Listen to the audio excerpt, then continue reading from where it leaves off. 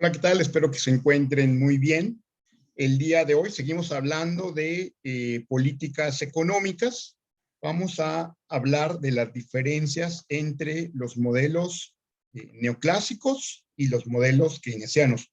Ya en otros videos, en videos anteriores, hemos hablado un poco de estas diferencias. Ustedes pueden consultarlos, sobre todo cuando hablamos del mercado de trabajo, cuáles son las diferencias entre un modelo y otro. Cuando empezamos a hablar un poquito de la macroeconomía, también explicamos algunas diferencias en estos modelos neoclásicos y keynesianos. Recordemos un poco que los modelos neoclásicos son anteriores a los modelos keynesianos, ¿no? Hay quien piensa que el modelo neoclásico surge por ahí de los años 80 con el neoliberalismo. No necesariamente es así. Los modelos neoclásicos se remontan a principios del siglo XX, ¿no? Un poquito antes, que cuando finalizaba el siglo XIX, empiezan los modelos neoclásicos, retomando, se llaman neoclásicos porque retoman a la escuela clásica de la economía, sobre todo a la parte de Ricardo, David Ricardo. Acuérdense que David Ricardo se está enfocando en la oferta. Y entonces, para los neoclásicos, lo importante es la empresa. Hay una ruptura con Keynes. Keynes es un economista alumno de Marshall. Marshall es neoclásico, por lo tanto Keynes tiene todo su origen en la escuela neoclásica, está tomando todo de la escuela neoclásica, pero va a dar una advertencia. Va a decir, si Malthus y no Ricardo fueran la base de la economía, pues hoy tendríamos otro nivel de desarrollo. ¿Por qué lo está hablando así? Pues porque para Keynes lo importante era haber retomado a Malthus. Malthus está enfocado en la población, es decir, en la demanda. Entonces tenía que ser la demanda, según Keynes, y no la oferta, el punto central de la economía. Entonces Keynes va a estar proponiendo modelos orientados a la demanda, los modelos neoclásicos están orientados a la oferta. Ahí está una diferencia inicial. Bueno, ¿qué otras cosas encontramos dentro de estas diferencias? A ver, vamos a ponerlo en la perspectiva de los modelos de equilibrio general de la economía. Recuerden que tenemos el modelo Mundell-Fleming. En otro video también van a poder encontrar la explicación del modelo Mundell-Fleming para que lo recuerden. Pero rápidamente, ¿qué es el modelo Mundell-Fleming? Pues es el modelo que nos da el equilibrio de los dos mercados, el mercado de dinero, representado por la curva LM, el mercado de bienes, representado por la curva IS, ¿no? Pero con una economía abierta. Esa es la diferencia entre un modelo ISLM tradicional y un modelo Mundell-Fleming, que aquí tenemos una economía abierta, es decir, tenemos un sector externo. Bueno, ¿cómo lo representamos? Pues ya vimos en el eje de las X, de nuestra variable independiente, va a estar el PIB, la renta nacional, representado por una Y, y en el eje de la Y, de la variable dependiente, va a estar la tasa de interés, representado por una R. Tenemos nuestro mercado de bienes con la curva IS, inversión ahorro, IS, y la curva LM, que representa el mercado de dinero, con pendiente positiva. ¿Por qué hay una variación en las pendientes? Bueno, acuérdate que en el mercado de bienes hay una relación inversa con la tasa de interés, ¿no? Cuando te suben la tasa de interés, tú decides posponer la compra o cancelar la compra, ¿no? Quieres una casa, pero el crédito hipotecario te cobra una tasa más alta, pues decides no entrar, ¿no? En el mercado de bienes. En el mercado de dinero es lo contrario, ¿verdad? Por eso tiene pendiente positiva, porque si te dan más interés en un lugar que en otro, pues tú vas a preferir mover tu dinero ahí, hacia donde te están dando más interés, ¿verdad? Por eso es que la diferencia entre la pendiente con respecto al interés. Y tenemos una tercera línea, que es lo que están viendo ustedes en su pantalla, esta línea horizontal, que va a representar al sector externo, la balanza de pagos. La balanza de pagos o el sector externo también va a tener su mercado de bienes y también va a tener su mercado de dinero. El mercado de dinero se va a llamar cuentas de capital y el mercado de bienes se va a llamar la cuenta corriente o la balanza comercial. También lo van a poder encontrar así. Y va a estar en equilibrio. Estas tres líneas van a estar en equilibrio cuando la tasa de interés local, R, sea igual a la tasa de interés internacional, R asterisco. Entonces, en ese momento se encuentra en equilibrio el mercado y ahí encontramos el PIB de equilibrio, ¿no? Entonces, este es el modelo Mundell-Fleming. Ahora, vamos a suponer algunos cambios para ver cuáles serían los efectos de la política. Vamos a suponer que tenemos un tipo de cambio flexible. Acuérdate que el tipo de cambio flexible es cuando es el mercado el que determina la paridad de tu moneda con respecto a otras. Tenemos tipo de cambio fijo cuando hay una autoridad monetaria o es cualquier autoridad que determine el Estado para definir esa paridad. Bueno, tenemos un tipo de cambio flexible y el gobierno aplica una política fiscal expansiva. Acuérdate que política fiscal expansiva es que el gobierno decida aumentar el gasto público o disminuir los impuestos. Si hay una política fiscal expansiva, lo que vamos a hacer es una expansión en el mercado de bienes, por lo tanto, la curva IS se va a desplazar hacia la derecha, ¿no? Como lo estamos viendo ahí en la pantalla, en IS'. Como la curva IS se ha desplazado hacia la derecha, ahora mira que tenemos un aumento en el PIB, ¿no? Tenemos un aumento claro en el PIB, pero también tenemos un aumento en la tasa de interés, en R'. Ahora nuestra tasa de interés es mayor a la tasa de interés internacional. ¿Qué quiere decir esto? Pues que la gente va a preferir estar en nuestro país porque estamos pagando más interés. Como el modelo implica el supuesto de que hay libre movilidad de capitales, es decir, los capitales en cualquier momento se van a poder ir de un lugar a otro, vamos a tener movimiento en la cuenta de capital, que es lo que estamos viendo aquí. La cuenta de capital, entonces, se va a estar aumentando, se va a estar expandiendo, porque la gente está queriendo llevar su dinero a nuestro país, donde le estamos pagando una mayor tasa de interés. Si hay mayor entrada de divisas, estas divisas no se pueden invertir en el país con esa denominación. Tendrán que ser convertidas a nuestra moneda. Por lo tanto, nuestra moneda empieza a demandarse más. Si la moneda se demanda más, el tipo de cambio sube. O en otras palabras, nuestra moneda se aprecia. Es lo que estamos teniendo aquí. Nuestra moneda se aprecia. Oye, pero no todo es muy bonito cuando la moneda se aprecia, porque nuestros bienes empiezan a ser relativamente más caros para el extranjero. Porque no es lo mismo que un extranjero, ¿verdad?, que pague un bien en su moneda, por ejemplo, a 20 pesos por dólar, que la pague a 16 pesos por dólar, que la pague a 15 pesos por dólar, ¿no? Hacer nuestro producto o nuestro servicio relativamente más caro para ellos.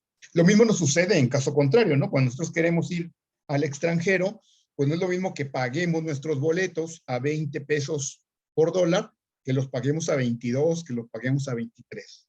¿Verdad? Cuando su moneda de ellos se aprecia, para nosotros se vuelve relativamente más caro comprarles. Y a lo mejor cambiamos de destino, a lo mejor cancelamos el viaje, pero ya no les consumimos.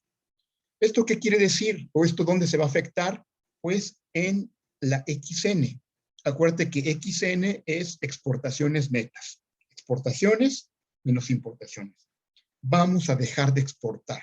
Si nuestra moneda es más cara, vamos a dejar de exportar. Muy posiblemente empecemos a importar más, porque va a ser más atractivo comprar al extranjero, dado que tenemos una moneda fuerte. Entonces, nuestra balanza comercial, pues empieza a tener desequilibrio, ¿no? Si tenemos una un menor saldo en las exportaciones netas, al final le va a pegar a la IS. Por lo tanto, la curva IS se va a volver a contraer.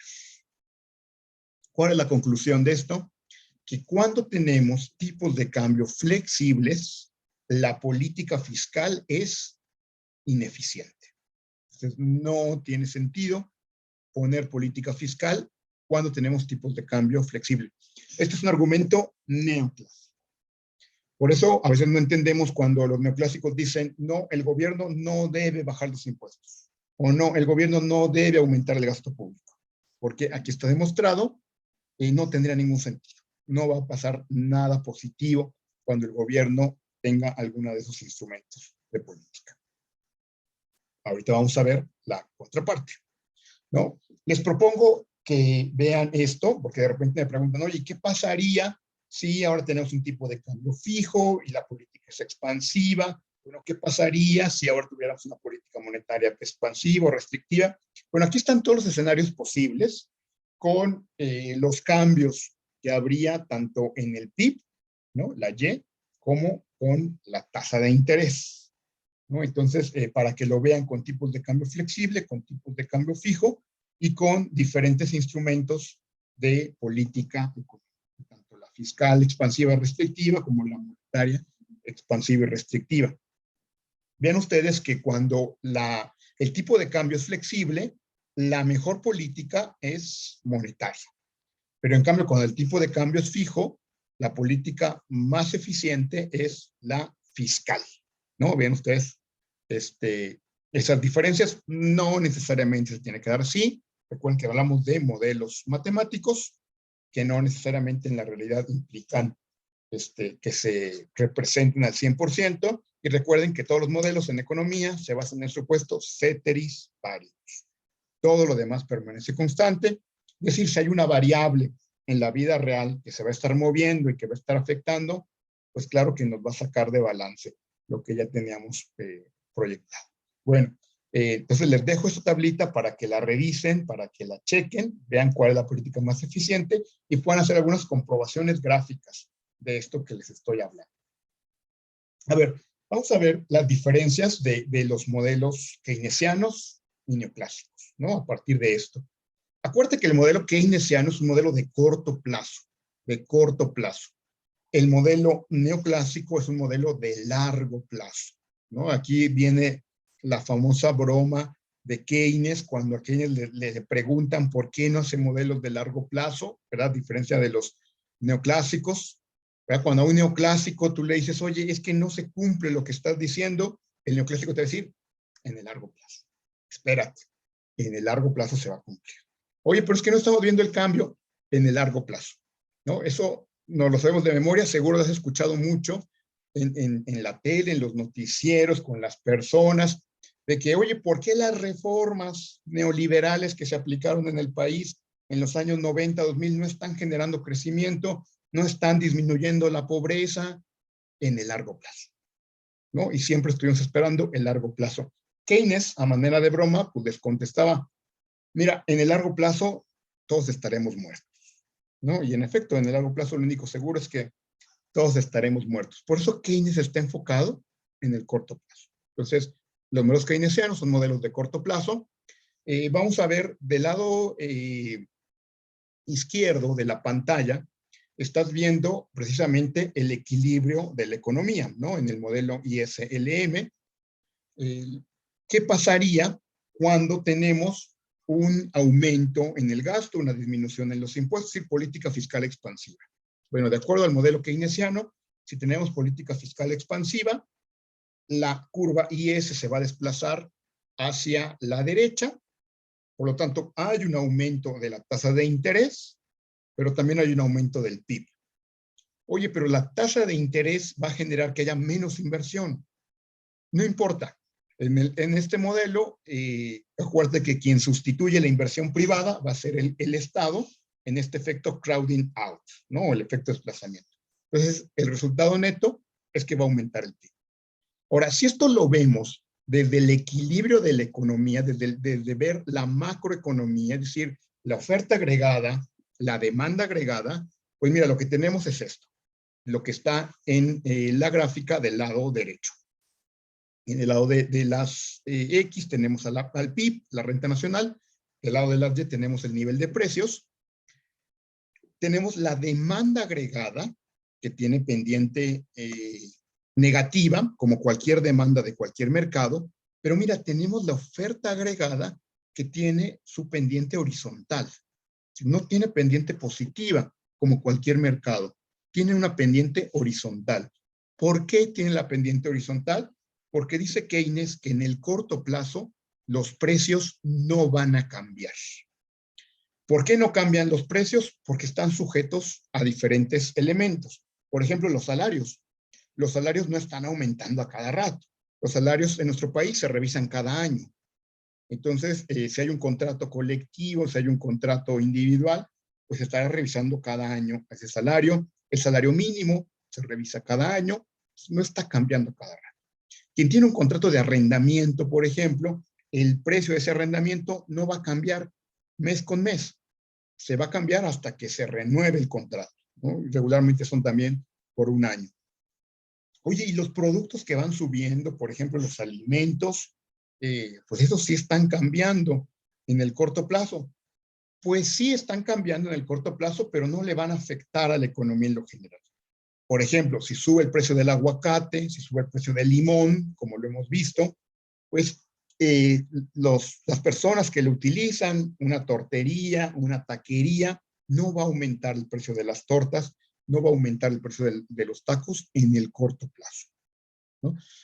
Va a preferir que aumenten todos los demás bienes y una vez que ya hayan aumentado, los va a aumentar también. Pero en el corto plazo no lo va a aumentar. En el corto plazo, el taquero, el tortero puede asumir el aumento, ¿no? Y tiene varias estrategias para hacerlo. Una de ellas, pues es que a lo mejor le ponga menor cantidad de ese bien que ha aumentado, pero no sube el precio final de su producto. A esto Keynes le va a llamar, en términos un poco jocosos, el costo del menú. Va a decir que les va a salir más caro cambiar, imprimir, empastar, presentar los nuevos menús que absorber la diferencia en el corto plazo, ¿no? Ya en el largo plazo, pues va a ser preferible y va a ser necesario cambiar el menú porque los precios han cambiado.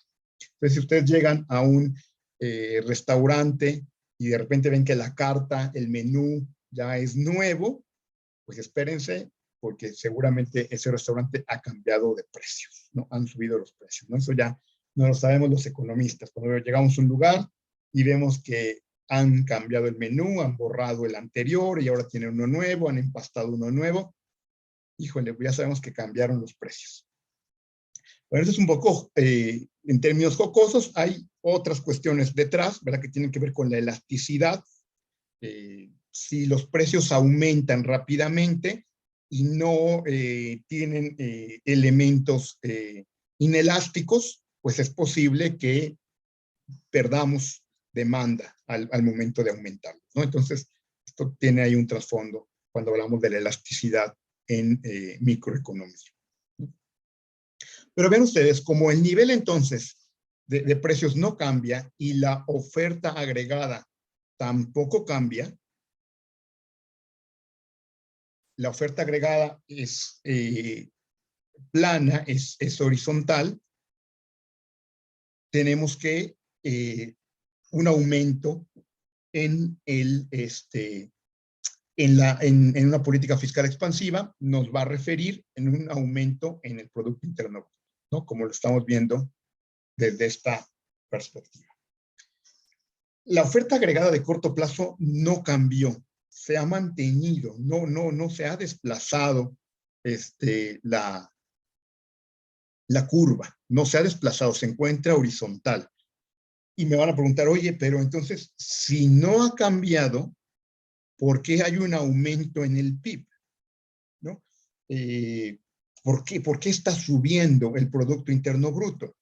Si estamos partiendo de que la oferta agregada no se ha movido. Esto es muy importante.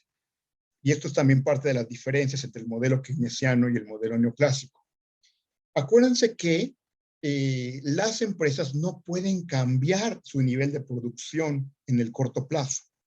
No pueden decir, mañana vamos a aumentar la producción, porque están produciendo con sus capacidades. Para que aumenten la producción, pues tendrían que aumentar su maquinaria, ampliar su planta, contratar nuevos trabajadores. Eso va a llevar tiempo, ¿no? En el corto plazo eso no lo pueden hacer. Pero, ojo, acuérdate que para Keynes el nivel de equilibrio de la economía no está en pleno empleo. Como no está en pleno empleo, estamos suponiendo que hay elementos que están desempleados. Hay máquinas que no se están ocupando al 100%, hay trabajadores que se encuentran parados. Por lo tanto, cuando la economía se expande, ¿verdad? Cuando aumenta la demanda agregada, es posible empezar a ocupar esa maquinaria que estaba inactiva, empezar a contratar más personal, porque están disponibles, están en el desempleo, y por eso es importante incorporarlos al empleo. Entonces, por eso es posible que aumente el PIB sin que el nivel de oferta agregada haya aumentado. Lo que está cambiando es la demanda. Mira que lo que está determinando los aumentos en el PIB no son las empresas, sino las familias. Ahí está otro elemento importante, eso lo hemos dicho también en videos anteriores, porque la política económica de los modelos neoclásicos está enfocada en la empresa, porque ellos piensan que lo que mueve el PIB es la oferta. Porque en un gobierno con políticas keynesianas se enfoca en las familias, ¿no? Los subsidios, las becas, los apoyos, porque se piensa, y aquí está demostrado matemáticamente, que son las familias las que mueven el PIB mediante la demanda agregada, ¿no? Entonces ahí, atención a esto. A ver, pero ¿qué pasaría con política monetaria? ¿Qué estaría pasando con la política monetaria? Bueno, pues igual, ¿no? Tenemos una política monetaria expansiva, la autoridad monetaria aumenta la masa monetaria, M, o disminuye la tasa de interés, R, y bueno, ¿qué es lo que estamos viendo ahí? Bueno, pues la LM se va a desplazar hacia la derecha, ¿no? En LM'. Entonces, bueno, tenemos ahí la disminución de la tasa de interés que dijimos y en consecuencia un aumento también en el Producto Interno Bruto.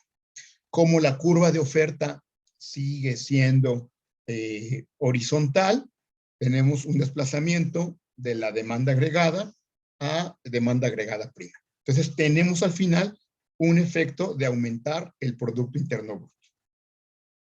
Dirás, oye, el efecto es el mismo. Al final conseguimos que el PIB aumentara, sea con una política fiscal expansiva o con una monetaria expansiva. Te diría que Inés sí, pero no. Hay un problema importante cuando ocupas políticas monetarias.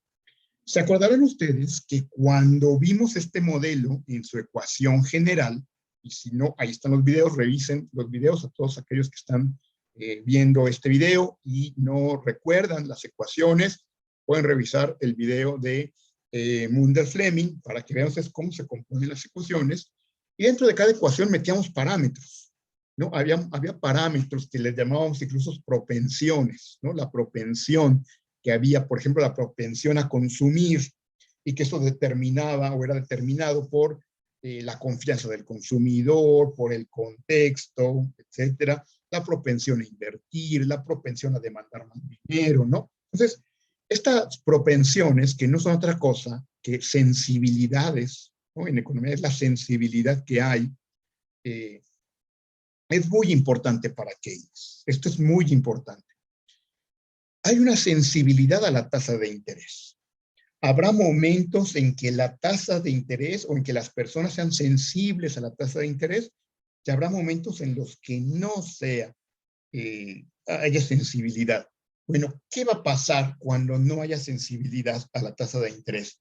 Pues va a decir Keynes, mira, si la gente no es sensible a la tasa de interés, la curva LM se va a volver plana, se va a volver horizontal. Y hay mucha evidencia empírica que demuestra esto. En el mercado de dinero puede haber insensibilidad sobre la tasa de interés. Y aquí decían los keynesianos, ¿no? ¿Qué va a pasar si bajas la tasa de interés, pero las personas no quieren invertir? ¿No? Ponen un poco la analogía de los caballos. Dice, si los caballos no quieren beber agua, aunque los lleves al río, no van a tomar agua, ¿no? Entonces, a esta situación en la cual la gente se vuelve insensible a la tasa de interés, Keynes le llamó la trampa de liquidez. Entonces, ¿qué va a suceder en una economía donde hay una trampa, donde hay insensibilidad con la tasa de interés? Pues se va a entrampar. Va a empezar a bajar la tasa de interés, pero no se va a estimular la economía. Esto ha sucedido ya en algunos momentos, sobre todo en países europeos que incluso llegan a tasas de interés negativas. Es decir, o inviertes, porque el gobierno te va a cobrar por tener tu dinero en el banco, por tener tu dinero guardado. Entonces, cuando la gente no le interesa un proyecto, no le interesa tener un efecto económico mayor y prefiere guardar, prefiere tener su dinero en forma precautoria, ¿verdad? De tenerlo de esa manera, no meterlo a la circulación, pues es que estamos entrampados en términos de liquidez, ¿no? Cuando se esté entrampado, por más que estemos bajando las tasas de interés, por más que se vuelvan negativas, no va a aumentar el PIB. Y esto, dice Keynes, esto es muy común en un sistema económico como el que tenemos actualmente, el capitalismo. Por lo tanto, no es recomendable apoyarse en las políticas monetarias. Ahí está otra diferencia. Los keynesianos se apoyan en políticas fiscales, no se apoyan en políticas monetarias, porque aunque en teoría el efecto cuando hay una política monetaria expansiva sería el mismo que una política fiscal expansiva, podría no suceder debido a este entrampamiento de liquidez, a esta trampa de liquidez. Y entonces, si hay una trampa de liquidez, pues por más que haya política monetaria, ¿verdad? Lo que vamos a estar viendo es que el PIB no se va a estar moviendo, ¿no? Va a ser insensible a cualquier movimiento.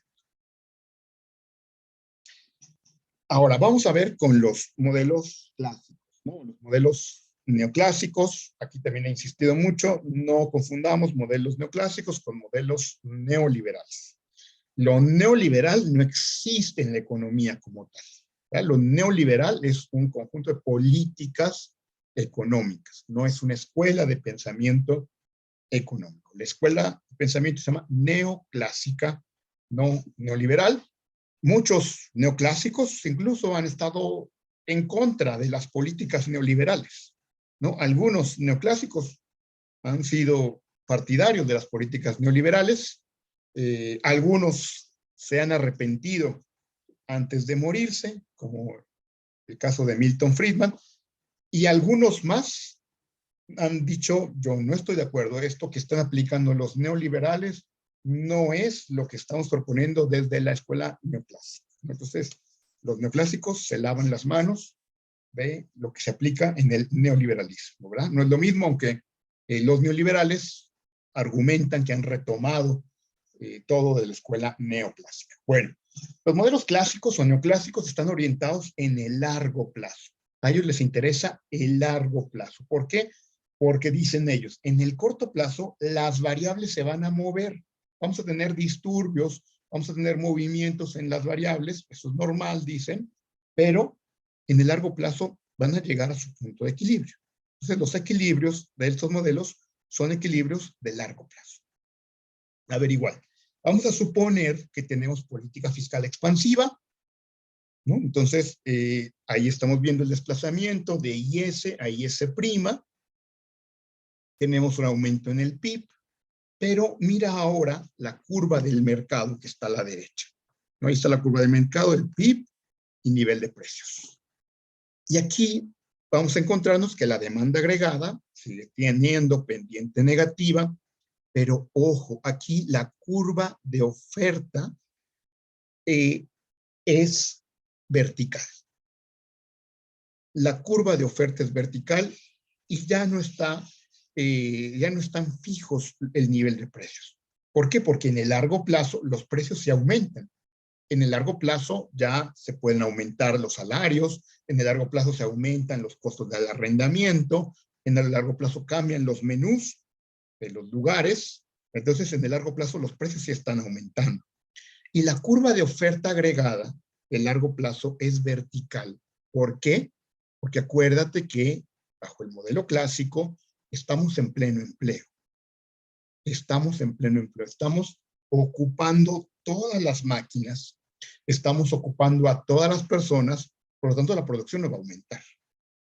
Entonces, aunque aumente la demanda, la producción no va a aumentar. Entonces, ¿qué va a pasar ahí? Mira, la curva de demanda se va a desplazar a la derecha de DA a DA', pero la curva de oferta está fija, ¿no? El nivel del PIB no ha cambiado, no ha aumentado. ¿Pero qué sí cambió?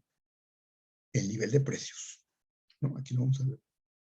El nivel de precios pasó a P'. Entonces, ¿cuál es la conclusión de esta política fiscal expansiva? No vas a aumentar el PIB y vas a generar inflación. Por lo tanto, no hagas política fiscal expansiva como recomendación de los modelos neoclásicos. No hagas política fiscal expansiva.